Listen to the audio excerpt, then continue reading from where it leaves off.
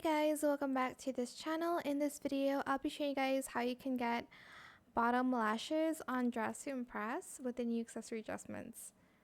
So I use these eyes because it fits the bottom lashes the most.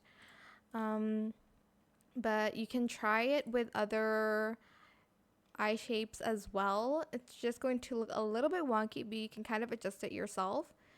For this eye particularly, I go to codes and get the lashes in the 9th toggle.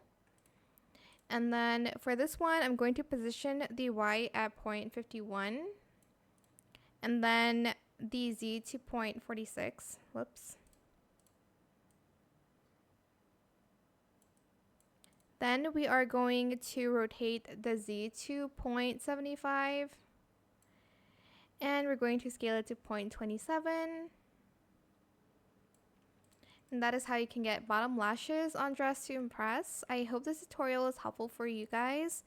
Don't forget to like, comment, share, and also subscribe to this channel if you haven't done that already. If you have any more questions about this video, just leave it in the comment section down below. I will try my best to answer them all for you guys. And if you found this video helpful, please click the thanks button as well. That is it. Thank you so much for watching. Bye.